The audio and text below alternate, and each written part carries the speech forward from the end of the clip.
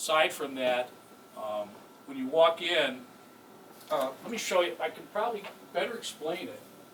Oh, no signal. If I show this video to you, this is one of my. This was one of our naturalists that was with us, and she was talking about. Let's see if I can get this in focus. Now you gotta describe what it is.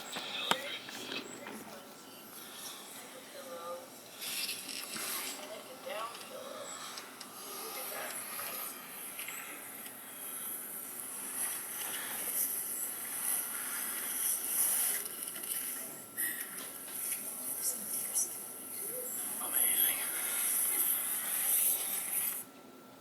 They're sponges. That is sphagnum moss, and it covers everything. You walk into Tongass Forest, you're walking literally on pillows.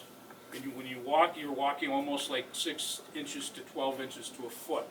So the key thing, as we back up on that video, and I want to make sure I don't run out of time here. I know some of you folks. You stop it right there. Those are down logs. A lot of them, they're not even nurse log. Nurse log is a log that is exposed and is starting to create life from some of the nutrients, spores that fall on them, some of the seedlings that come from the spruce trees or hemlock, and start creating new life from that. These are old trees that have fallen. Usually in the Tongass Forest area, the biggest thing that creates these trees to fall, aside from timber harvesting companies, is the windstorms. The wind comes through like 100-mile-an-hour gales, like hurricanes, and will blow these trees over. Remember I said the root system is very small. The soil is 2 feet. Soil system here, if you go into the dunes, the trees are still, roots are interconnected, but the soil system in a bog, for example, in Indiana dunes, is 60 feet.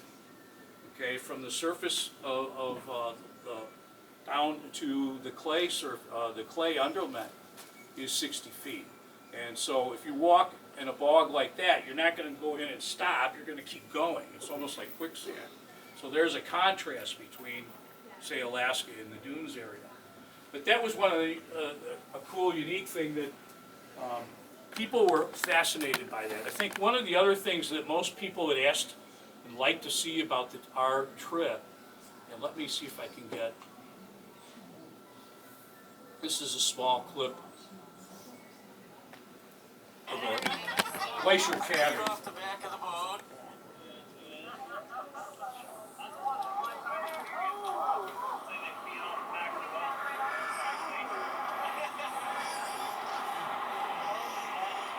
Just leave that coming down.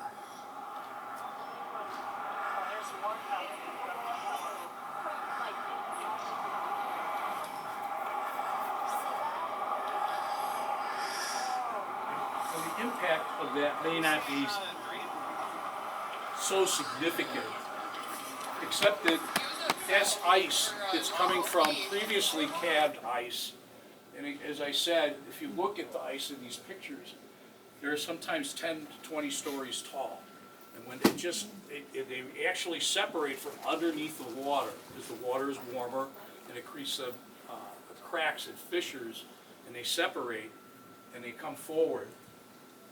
The residue ice in these things are incredible. This is from, I believe, Sawyer Glacier, if I'm not mistaken. So that, most people ask about the glaciers. It's the most asked about thing. The other thing that people ask about is this photo. Let me see if I can get it.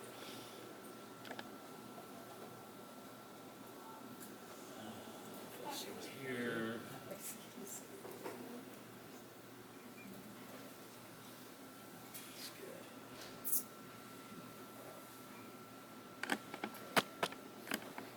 Have this at my fingertips.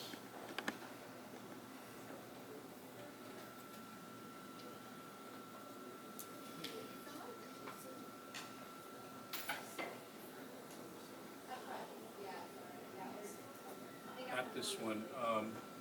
It's a picture of an eagle in an airplane. and there was some symbology that I felt very strong about, is can nature in the Alaska Insight Passage coexist with commercialization?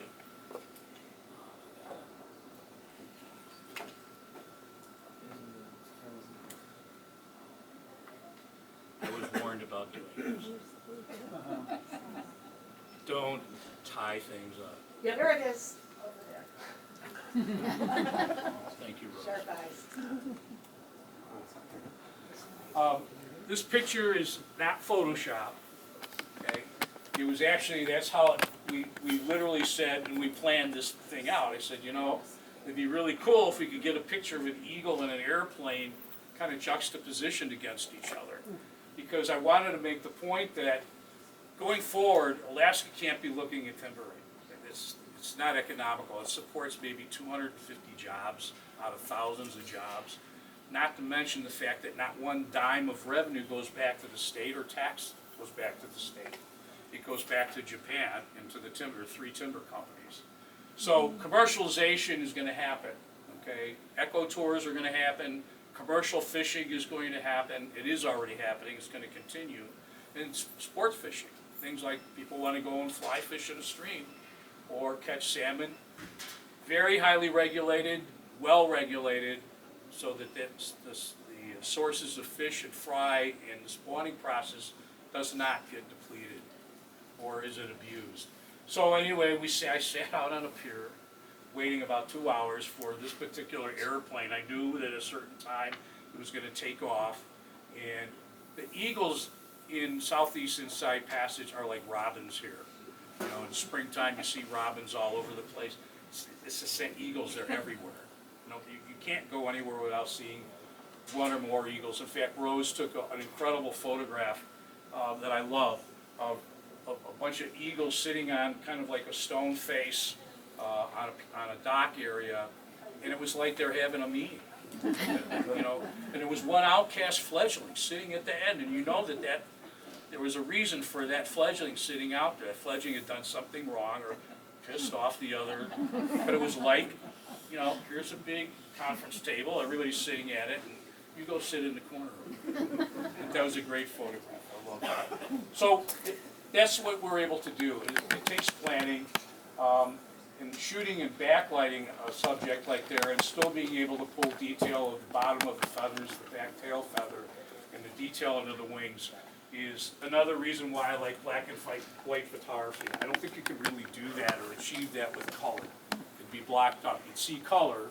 That's an added variable that allows you not to control producing detail in areas like that. Any other questions? I'm talking too much. Yes, Jim. Are you planning on going on tour to promote the book? Love You want to pay for it? to. Yes, there is a plan. Actually, the next store that we plan on going to is in St. Petersburg. Brandon has the details on that. And then we talked this week. We talked to the cottage. Anybody been to Sleeping Bear Dunes, Glen Arbor? The cottage bookstore up there, a little small bookstore. We're going to go back up in the spring and we're going to do a presentation like this and do a book signing. So we're lining it up. It's me. I'm doing it. I had a marketing person working for me and spending money that I could have spent somewhere else more effectively. So I decided to do the marketing myself. I'm pretty adept at social media, so I can handle that. But yes, John, do you have a question? I want a better view of you. We'll send you the video. So yeah, we are. We're planning to. I would like to do the West Coast, Seattle area, go back to Alaska. There's 2 bookstores, one in Sitka and one in Juneau, and be able to do a presentation there, but with advance notice. So Well, there's hopefully also Powell's up in get sales of Portland. books going, so that it'll help me to be able to do the next book.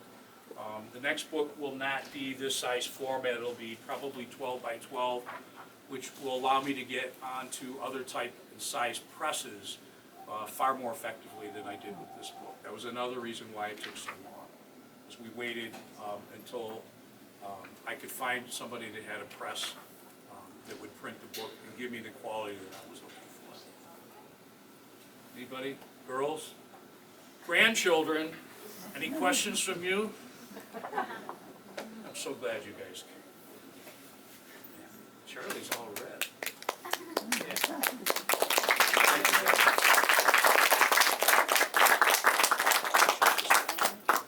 Thank you so much. If you purchased the book, we have a ticket with a number on it. And if you could line up along here, I'm sure Rich will be happy to sign the books. Donnie B.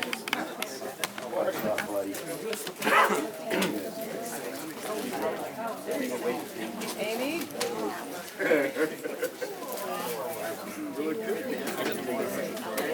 Give me a number. Just give me a receipt.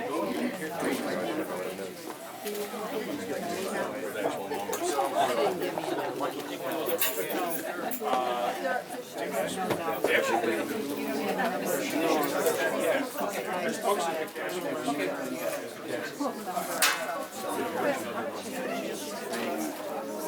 I have pens to sign. I'm gonna close this off. This is late. I have some.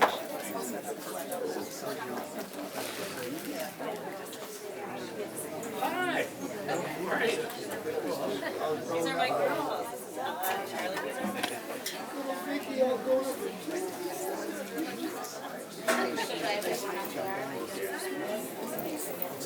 Books, by the way, books are available at the front counter if you need to purchase a book. But